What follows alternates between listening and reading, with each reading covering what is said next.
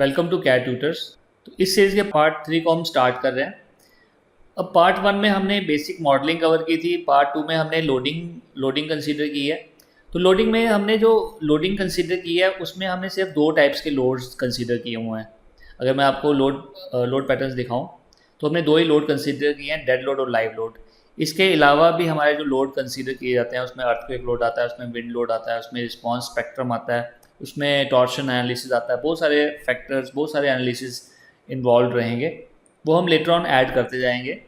तो हमारा main concern क्या है कि हम चाहते हैं कि अपने कोर्स को हम धीरे धीरे स्टेप ऑन करते चलें ताकि बिगनर्स भी अच्छे से कोर्स को अंडरस्टैंड कर पाएँ और डिफ़िकल्टी लेवल डिफ़िकल्टी लेवल को हम कंटिन्यूसली सस्टेन करते हुए आगे आगे बढ़ें धीरे धीरे। तो अगर आपको ये सीरीज़ पसंद आ रही हो तो इसको लाइक, सब्सक्राइब और शेयर प्लीज़ कीजिए और कमेंट भी पक्का कीजिए। लास्ट लेक्चर में हमने एनालिसिस कंप्लीट कर लिया था। आज हम एनालिसिस के बाद के रिजल्ट को कैसे देखते हैं वो देखेंगे। तो एनालिसिस कंप्लीट होने के बाद सबसे पहले जो हम देखेंगे डीफॉर्म शेप देखेंगे। डीफॉर्म शेप आपको यहाँ से दिखेगा। आप इसको अनडिफॉर्म देखना चाहते हैं तो आप अनडिफॉर्म पे क्लिक करेंगे तो वापस अपनी ओरिजिनल पोजीशन पे आ जाएगा और यहाँ पे डीफॉर्म करोगे तो डीफॉर्म शेप दिखेगी। जैसे आप डीफॉर्म शेप पे क्लिक करेंगे तो यहाँ पे आपको लोड केस मेंशन कर देना है, जिस लोड केस के विद रिस्पेक्ट आप रिजल्ट देखना चाहते हैं। अगर आप कॉम्बिनेशन देखना चाहते हो तो कॉम्बिनेशन भी यूज़ कर सकते हो।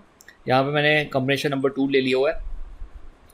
तो कंटूर्स की ऑप्शन, ड्रॉ कंटूर और ऑब्जेक्ट्स की ऑप्शन को हम ऑन करेंगे। यहाँ डिस्प्लेसमेंट में हम यूज़ एड सेलेक्ट करेंगे क्योंकि जब भी स्ट्रक्चर पे लोड पड़ता है तो मैक्सिमम डिस्प्लेसमेंट हमेशा जेड डायरेक्शन में होती है। तो इसलिए डिस्प्लेसमेंट यूज़ एड हमने ले लिया। इसके बाद हम अप्लाई करके ओके करेंगे। तो अब ये रिजल्ट हमारे डिस्प्ले हो रहे हैं। ऊपर आप देखोगे ध्यान से तो यहाँ पे लिखा है डिस्प्लेसमेंट डी कॉन 2, मतलब ये आपका कॉम्बिनेशन नंबर 2 है। तो यहाँ पे आप अगर जैसे आप इस पर कर्सर प्लेस करेंगे तो उस पर्टिकुलर पोजीशन की आपको मूवमेंट दिखाएगा। यहाँ पे जैसे U X, U Y, U Z, R X, R Y, R Z. तो ये क्या है आपकी यू एक्स आपकी जो displacement X Y and Z direction, R X, R Y, R Z in rotation in X Y and G direction. तो इसकी values आप कर्सर को प्लेस करके भी देख सकते हो, नहीं तो आप कलर के हिसाब से भी आप इसको देख सकते हो। जैसे जिस जहाँ पे आपका पर्पल डिस्प्ले हो रहा है वहाँ पे हमारी वैल्यू तकरीबन -7.70 mm तक होगी। ई टैब जो है वो हमारा finite element analysis based software है। इसमें ये क्या करता है कि पूरी स्लैब को छोटे छोटे एलिमेंट्स में डिवाइड कर लेता है और जितना ये मेश आपका जितना रिफाइंड होएगा, जितना छोटा होगा, उतना आपका एनालिसिस का रिजल्ट बेटर आएगा। तो अभी अगर हम इस मैश को हम ज़्यादा से ज़्यादा रिफाइन कर देंगे तो हमारे रिजल्ट के एनालिसिस में और ज़्यादा परफेक्शन आ जाएगी। तो उसके लिए हम क्या करेंगे, सबसे पहले हम जो अपने मॉडल को जब एनालिसिस करते हैं तो मॉडल हमारा लॉक हो जाता है, तो उसको पहले हम अनलॉक करेंगे।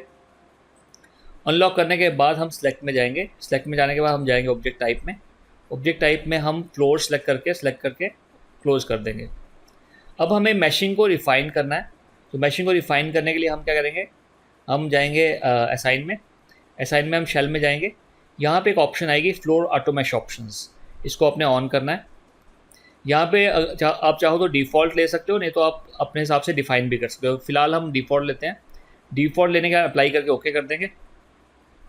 उसके बाद जो डिफ़ॉल्ट का हमारा साइज़ है उसको हम चेंज कर लेते हैं।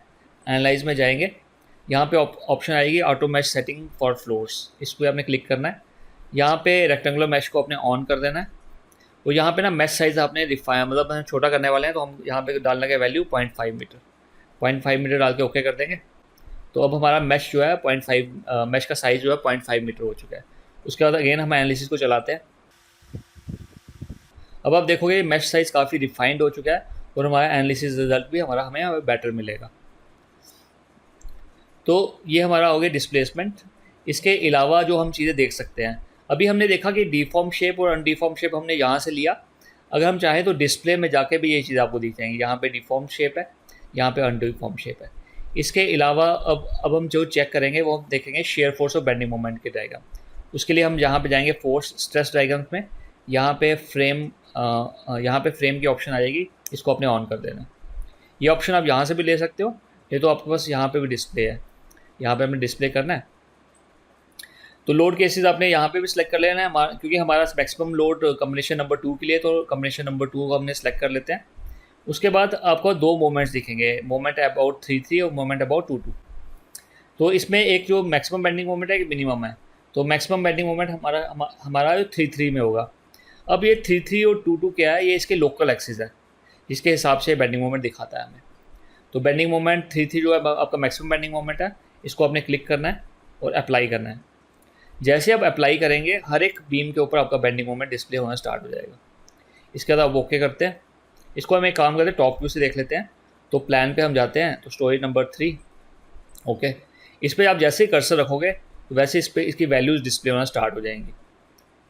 जो येलो कलर में आपका डिस्प्ले हो रहा है वो आपका बेंडिंग मोमेंट है, और जो रेड कलर में डिस्प्ले हो रहा है वो आपका नेगेटिव बेंडिंग मोमेंट। तो जो जितनी आपकी ये येलो वाली वैल्यू ज़्यादा होगी, उतना आपकी जो बॉटम रेनफोर्समेंट है वो ज़्यादा लगेगी, और जो जो टॉप रेनफोर्समेंट जो लगती है वो डिपेंड करती है ये नेगेटिव बेंडिंग मोमेंट पे, और जो बॉटम रेनफोर्समेंट होती है वो डिपेंड करती है बेंडिंग पे।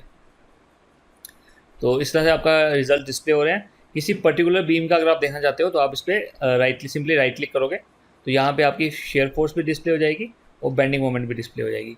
यहाँ से आप जो चाहो लोड कॉम्बिनेशन आप चेंज करके भी चेक कर सकते हो। अगर अब हम शेयर फोर्स देखना चाहते हैं तो हम क्या करेंगे, इस पर क्लिक करेंगे, यहाँ पे शेयर फोर्स 2-2 अप्लाई करेंगे, ओके करेंगे, तो हमारी शेयर फोर्स डिस्प्ले हो जाएगी। तो उसके बाद अगेन हम डिस्प्ले में जाते हैं। डिस्प्ले में जो नेक्स्ट चीज़ हम देखेंगे वो हम देखेंगे energy response plot. Energy response plot को हम ऑन कर लेते हैं। तो यहाँ पे ना बहुत सारे डिस्प्ले टाइप आपको दिखाएगा। यहाँ पे आप नीचे जाओगे ना, यहाँ पे सबसे पहले हम देखेंगे मैक्सिमम स्टोरेज डिस्प्लेसमेंट। इस पर हम क्लिक करेंगे। ये जो आपका 2 कलर के ग्राफ दिखा रहा है वो डिस्प्लेसमेंट दिखा रहा है इन वाई एक्सिस और इन एक्स एक्सिस। जैसे आपका जो एक्स एक्सिस में ब्लू कलर दिखा रहा है और वाई एक्सिस में आपका रेड कलर दिखा रहा है। और जो नीचे डिस्प्लेसमेंट की वैल्यू जो डिस्प्ले है, यहाँ पे जो वैल्यू है वो इंटू 10⁻³ है। मतलब मैक्सिमम डिस्प्लेसमेंट जो मैक्सिमम डिस्प्लेसमेंट है वो 400 इंटू 10⁻³ mm है, ठीक है। तो काफ़ी कम डिस्प्लेसमेंट है। तो ये जो आपका जो मैक्सिमम डिस्प्लेसमेंट दिखा रहा है वो डेड लोड केस में दिखा रहा है। अगर आप कॉम्बिनेशन नंबर 2 ले लेंगे तो उसके विद रिस्पेक्ट दिखाएगा। आप देखो ये आपकी वैल्यू बढ़ गई है, क्योंकि कॉम्बिनेशन नंबर 2 में हमारा लोड जो है वो हमने सेफ्टी फैक्टर से मल्टीप्लाई किया हुआ है। इसके अलावा जो नेक्स्ट ऑप्शन हम देख सकते हैं वो होता है स्टोरेज शेयर। स्टोरेज शेयर के ऑप्शन में जाएंगे तो यहाँ पे मैक्सिमम स्टोरेज हम आपकी कैसे शेयर हो रही है वो दिखा रहा है। तो ये भी आपका एक्स और वाई दिखा रहा है, डिस्प्ले कर रहा है। तो वैल्यूज़ आपकी mm में है, इंटू 10⁻12 mm। तो काफ़ी कम हमारा स्टोरी शेयर हो रही है।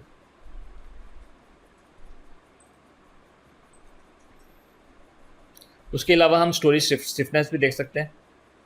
स्टोरेज स्टिफनेस थ्रू आउट आपकी सेम है।